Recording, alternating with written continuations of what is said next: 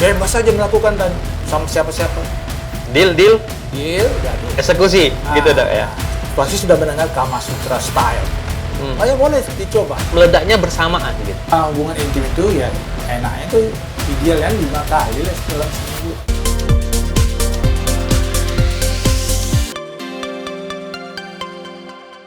Halo Dokter Asari, Halo Pak Kris. gimana hari ini kabarnya? Sehat? Sehat selalu. Siap. Oke, berarti hari ini kita akan membahas masalah opini Iya. yang ada di masyarakat tentang sedikit yang agak sensitif nih. Ya, oke. Nah, yaitu apakah berhubungan intim terlalu sering itu sehat? Tetapi kita nggak bahas masalah tabunya ya, tapi Iya, kita bahas masalah kesehatannya. Kesehatannya. Nah, secara medis, ini cara pandangnya berhubungan intim terlalu sering ini seperti apa, dok?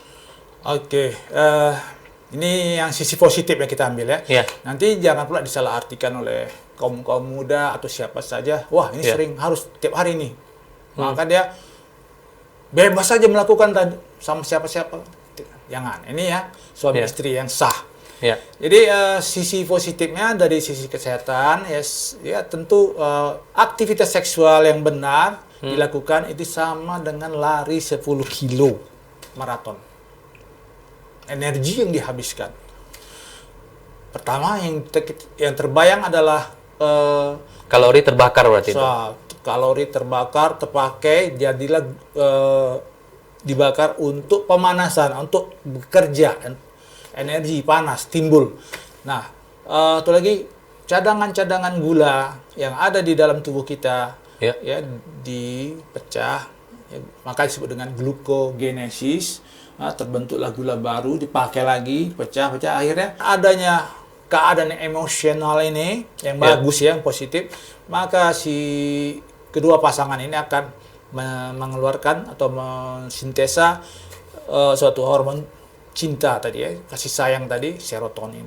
Dengan adanya stres fisik tadi dibentuk lagi endomorfin. Ya, endomorfin meningkat, terbentuk antibodi meningkat, maka sehatlah kita. Oke, itu kalau tadi kan lebih ke positifnya universal ya. Iya. Oke. Nah, kalau kita kerucutkan sebenarnya dari positif untuk pria. Nah, ini kan kadang-kadang di masyarakat lu jangan lama-lama lu nikah. Nah, nanti kena prostat. Ya, Nah, ya ada bercandaan seperti itu. Nah, ini benar atau mitos, dok? Fakta atau Oke. mitos? Jadi kembali lagi ke ilmu penyakit dalam. Salah satu penelitian mengatakan bahwa laki-laki yang tidak menikah Ya. ya lebih dari sampai usia senjanya, dia kena kanker prostat.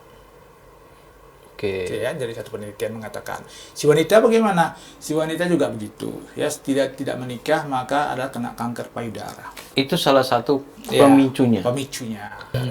Yang tadi ya sel-sel lemak tadi mengeras Iya. menjadi batu. Setelah adanya aktivitas menyusui, maka sel lemak tadi akan melunak dan jadi air susu ibu. Itu akan terhindar dari kanker. Jadi kalau kita bahas tadi masalah dari sisi kesehatan ya, berhubungan intim berkali-kali. Nah, yang baik itu misalnya satu hari ataupun 24 jam kita bilang melakukan 3 kali atau berapa kali sih, dok, yang dianjurkan dan sehat gitu. Ya. Jadi kalau dikatakan terlalu sering pun tidak sehat. Ya, jadi tiap sebentar selama seminggu begitu, ya dia akan membuat kedua pasangan capek. Iya. Ya, capek ini menghasilkan sampah-sampah metabolik. Yang akan dia rasakan adalah kok seluruh tubuhku kayak dipukuli sakitnya. Nah, baiknya berapa kali, dok? Ya, menurut ada satu Riset ya. Atau kuliah saya dulu kan, dokter Obji ini mengatakan sebaiknya ya hubungan intim itu ya enaknya itu ideal kan 5 kali lah dalam seminggu. 5 kali. 5 kali. Ya, dokter angkatan pertama tuh yang mengatakan gitu. 5 kali, udah bagus itu kata. Oke, mungkin tahun 80-an ya dok. Iya. 5 kali mungkin kan dulu kan tidak seperti sekarang ya, faktor Iya. stres, pekerjaan, tekanan itu tidak sebesar dulu. Ya. Ini yang salah satu juga memicu menurunnya keinginan mungkin untuk Ya. berhubungan suami istri ya dok. Jadi kan kalau tadi kan kita bahas masalah positifnya nih tentang berhubungan intim itu sehat ya. Nah kalau untuk negatifnya ada nggak sih dok? Negatifnya sih nggak sampai ke negatif kali, tapi lama-lama bosan. Bosan itu aja, nggak ada istilah sakit, nggak. Bosan aja, itu aja, bosan. Kecuali dirubah. Tadinya di rumah, sekarang kita ke sana yuk, jalan-jalan, bawa anak-anak. Oh, berarti intinya adalah memberikan variasi baru. Variasi baru. Kalau gaya baru dok? Bisa nih. Jadi kalau orang-orang sering pasti sudah mendengar Kama Sutra style. Ya boleh dicoba. Itu sangat menantang kata salah satu pasangan. Oke, coba. Nah, makin romantis, makin harmonis hubungan mereka. Bisa. Tapi yang penting jangan salah posisi ya. Nanti kena pinggang, syarat terjepit itu yang jadi masalah. Ya. Atau kalau ingat-ingat umur udah tua, udahlah jangan macam-macam. Bagus-bagus saja. Jadi kalau kita bahas berhubungan intim pada suami istri, kita bilang ya, bisa nggak mencapai klimaksnya ini bersamaan? Misalnya yang sering kita gambarkan kan klimaks itu kan Gunung Merapi ya dok ya, meledak, terus kan seperti itu ya. Nah, tapi ini yang saya tanyakan meledaknya bersamaan gitu. Si salah satu pasangan ini tidak egois ya, contoh si laki-laki nggak egois, dia menunggu si wanitanya, istrinya ya, dia mengalah demi istri dan si istri juga tahu, dia saling menjaga lah gitu ya, dia saling memberikan power play masing-masing. Itu nanti sama-sama itu klimaksnya. Bisa bersamaan berarti Iya. dok ya. Jadi mungkin ya pas berhubungan intim seperti itu juga perlu komunikasi yang baik ya dok ya. Jangan hanya hasratnya yang diikutin ya. Benar ya, jadi saling terbuka, bisik-bisik suami istri lah, mama saya mau perlu kayak gini, setuju nggak mama? Saya juga. Kita bercerita. Deal, Jadi. eksekusi gitu dok ya. Jadilah itu.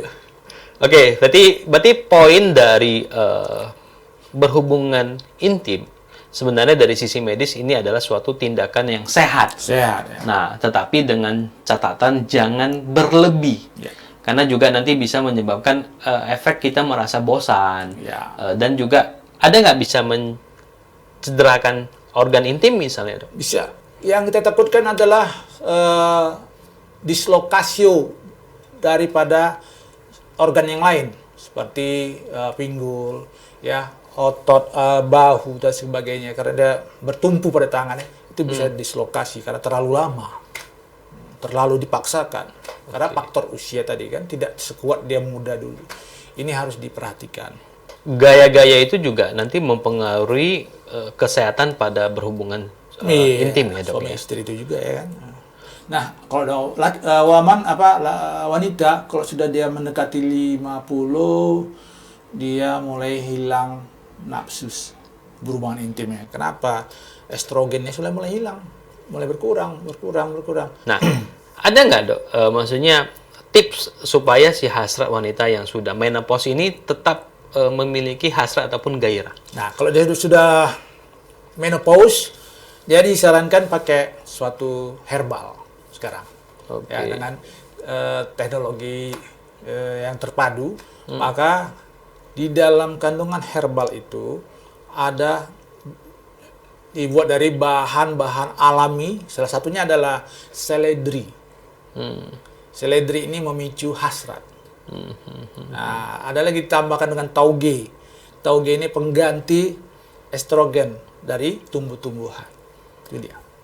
Oke, berarti sebenarnya kalau kita sampaikan seperti itu, sebenarnya dari sisi medis, apa yang sudah berkurang dalam tubuh kita, ini yang dihadirkan obatnya. Iya.